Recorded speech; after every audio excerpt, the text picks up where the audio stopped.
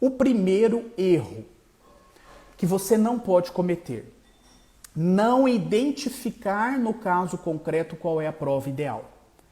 Cada demanda tem um fato, cada demanda tem uma história, cada demanda tem os pontos controversos. Sobre cada um dos pontos controversos, você, como operador do direito, tem que ter a ideia de qual prova vai ser produzida ou quais provas serão produzidas. Por quê? Porque quanto mais provas você produz sobre um fato, mais provável esse fato seja considerado verdadeiro. E é isso que você precisa ter na sua mente. O juiz vai formar o seu convencimento baseado nas provas. Quanto mais provas confirmam um fato, mais provável aquele fato seja verdadeiro. Quanto mais provas refutam esse fato, mais provável esse fato será considerado inverídico. Então você tem que ter essa ideia. Agora, qual prova eu produzo? Que meio de prova eu produzo para esse fato específico? O fato pode ser N, vai depender do caso concreto, do tipo da demanda que você está litigando. Mas sobre cada um desses fatos tem uma prova ideal, tem uma prova que é considerada necessária. Professor, como que eu identifico no meu caso, diante deste fato, qual é a prova ideal? Qual é a prova necessária? Bom, você tem que fazer aqui duas perguntas para responder essa questão, que é a seguinte: esse fato que eu vou provar é um fato controverso? Primeira questão é essa. Ok, é um fato controverso. Além de ser um fato controverso, esse meio de prova que vai demonstrar esse fato controverso, esse meio de prova, uma testemunha, um documento, uma perícia, uma ata, uma prova documental eletrônica, uma prova atípica, esse meio de prova, ele tem aptidão, ele é adequado para demonstrar isso? Se você responder sim, essa prova é ideal. A prova ideal é aquela que recai sobre o fato controverso e tem aptidão para demonstrar o fato. Tem adequação. Ela é possível demonstrar esse fato. Essa prova é a ideal. Essa você tem que produzir no processo. Essa você tem o direito fundamental de produzir a prova. Artigo 369, como vimos lá no curso Como Produzir a Prova Ideal. Seu direito fundamental como parte, advogado do autor ou advogado do réu, de produzir a prova no processo. Professor, então eu tenho que analisar se o meio de prova que eu estou indicando recai sobre o ponto controverso. Ok. E além disso, se ele é adequado, se ele é útil, ok. Se você tem ok para as duas perguntas, a sua prova é ideal e o juiz não pode negar a produção da prova. Se ele nega, se ele não admite a prova, ele está ferindo o artigo 369. É ter condutas probatórias ativas, como está dizendo a minha aluna aqui, ó, Rose Manfi, que está comigo lá dentro do treinamento Método IPR. Você tem que ter condutas probatórias ativas. A regra no processo é a produção da prova. Quando que a prova pode ser indeferida? Quando ela não é ideal, quando ela não é necessária, quando ela não recai sobre o ponto controverso. Quando ela não recai sobre o ponto controverso, ela é uma prova desnecessária. Por quê? Porque ela é irrelevante. Eu quero demonstrar que o réu foi o culpado pelo acidente. Ele não observou o sinal de pare. Esse é o ponto controverso. A minha prova que eu vou requerer é sobre esse fato. E qual é o fato que o advogado quer provar? O advogado precisa provar a culpa do réu. E o que ele pede para o juiz? Ele pede para o juiz notificar o Detran para que o Detran informe se o réu é habilitado ou não. Se o réu é habilitado ou não, é uma prova irrelevante. Essa prova não vai influenciar o resultado do julgamento. O que vai influenciar o resultado do julgamento é comprovar a culpa do réu. Se ele é habilitado ou não, pouco importa. Se ele pagou as multas de trânsito ou não, pouco importa. Não é essa prova é irrelevante. O fato controverso aqui é a culpa do acidente. Portanto, se você, ao invés de pedir uma prova para demonstrar a culpa, você pede para que seja expedido um ofício para o Detran informar se ele é habilitado ou não, porque você está alegando que ele não tem habilitação, isso é irrelevante. Então, essa prova não é ideal para o seu processo. Ou, imagine a seguinte situação. Você quer demonstrar, por exemplo, que o réu, que é um médico, ele agiu com culpa durante o ato médico que causou dano ao seu paciente. Você, como advogado, precisa provar a culpa do médico. E o que você pede? A oitiva de uma testemunha. A oitiva de testemunha para comprovar a culpa do médico? Sim. Então essa prova pode ser considerada uma prova relevante. Mas não basta ser relevante.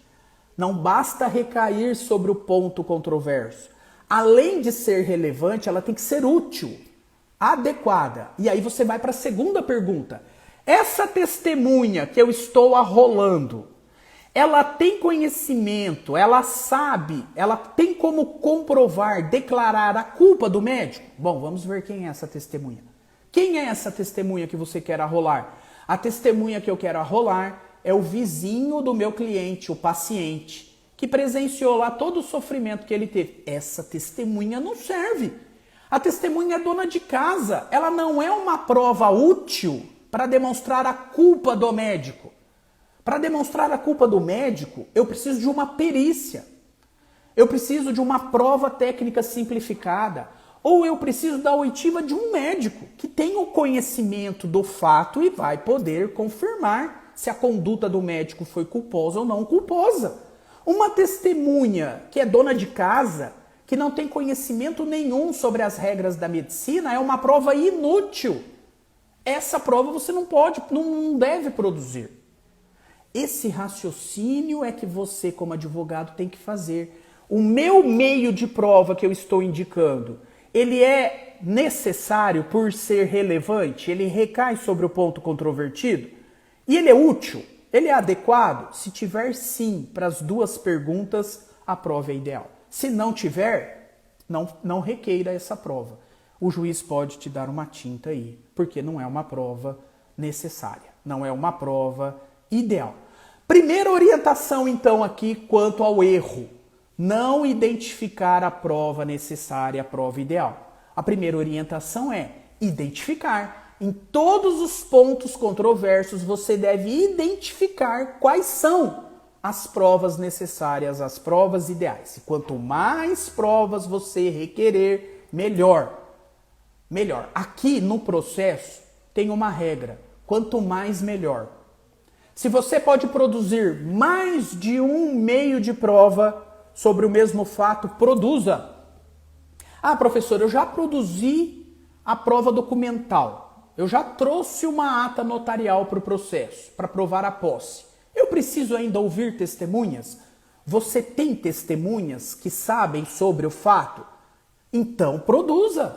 Você vai ter duas provas. Você vai ter a ata notarial e a oitiva da testemunha. Você pode produzir a terceira, o depoimento pessoal. É muito melhor 3 provas sobre um fato do que apenas uma prova sobre o mesmo fato. Quanto mais provas, melhor. Professor, todas as provas que eu tinha que produzir, já produzi, não tem mais nenhuma. Aí, ok, está encerrada a instrução. Você não tem mais meios de provas para produzir. Aí, ok. Professor, eu juntei com a inicial uma perícia extrajudicial.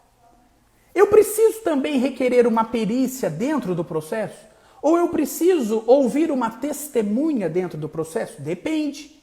Aquilo que você quer demonstrar pela perícia extrajudicial foi impugnado pelo réu na contestação? Foi. Lá na contestação, o réu fez uma impugnação específica. Logo, o fato se tornou controverso. E aí pensa comigo. A perícia que você produziu extrajudicialmente, que te ajudou na concessão da liminar, ela foi produzida unilateralmente, sem a participação do réu. Agora, o réu na demanda, depois que foi citado, impugnou o fato. O que você, como advogado do autor, tem que fazer? Produzir outras provas sobre o mesmo fato. Produza uma perícia judicial, produza a oitiva de um especialista, produza a juntada de um documento, produza a juntada de uma testemunha que tenha o conhecimento sobre aquele fato.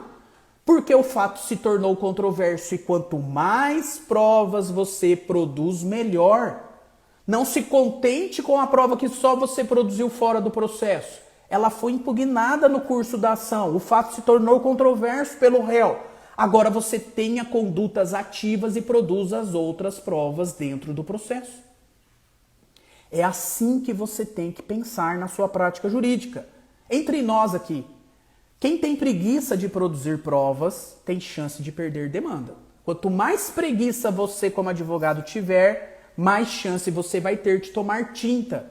Quem toma tinta? O advogado preguiçoso. O advogado que não quer produzir prova. O juiz também. Tem juiz que é preguiçoso, tem juiz que não quer produzir provas. Mas para isso você tem um remédio. Para o juiz preguiçoso que não quer produzir provas, você tem um recurso. Agora, para o advogado que não quer produzir provas, não tem recurso. O seu cliente não tem recurso.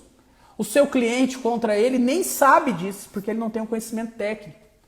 Esse está em maus lençóis. Você, como advogado, você tem remédio jurídico contra o juiz preguiçoso que não quer produzir provas.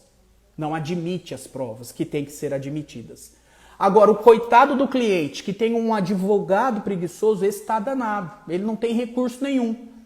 Ele nem sabe disso, porque ele é um leigo em questões jurídicas. Esse está em maus lençóis. Você não pode, proporcionar isso ao seu cliente. Pelo contrário, você tem que ser a solução do seu cliente. Portanto, você vai evitar esse erro. Você vai identificar a prova ideal, a prova necessária e vai produzir todos os meios de provas que têm que ser produzidos no processo. Beleza?